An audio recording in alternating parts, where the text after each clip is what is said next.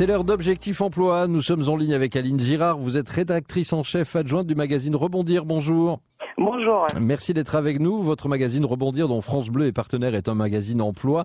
Vous vous livrez ce mois-ci à un exercice de prospective assez délicat. Quels sont les domaines qui vont recruter en 2014, Aline Girard ? Oui, tout à fait. Effectivement, les entreprises sont un peu dans l'incertitude, donc c'était un petit peu compliqué de se projeter. Mais il y a évidemment des métiers qui recrutent, même si l'emploi ne devrait pas repartir réellement.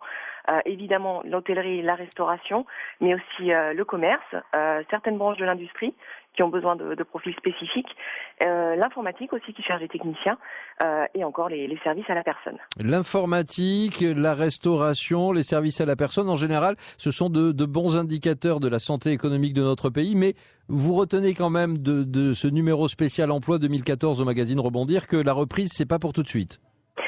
C'est ça, exactement. Comme on dit souvent, il faut quand même au moins 1,5 point de croissance pour réellement recréer de l'emploi. On sait que par exemple 116 000 personnes viendront grossir les rangs de la population active en 2014.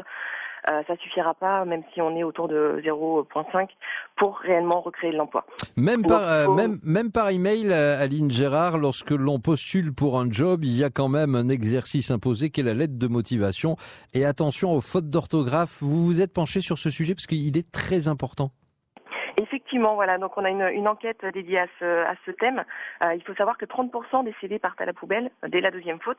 Donc c'est dans la lettre de motivation bien sûr, mais aussi dans les CV. Donc effectivement, ça a un impact réel sur une candidature. Il faut bien sûr se faire relire, ça c'est une évidence. Mais il y a également des moyens de faire certifier son niveau d'orthographe avec notamment le projet Voltaire. Expliquez-nous le projet Voltaire en un mot. L'idée, c'est un peu comme les certifications pour l'anglais, par exemple. Comme le TOEFL, par exemple. Exactement, voilà, c'est exactement la même chose. L'idée, c'est de certifier son niveau d'orthographe avec des tests pour pouvoir le mettre sur le CV et sur la lettre de motivation, puisqu'on sait qu'effectivement, dans la recherche d'emploi, mais ensuite également dans le monde professionnel, l'orthographe est l'une des clés.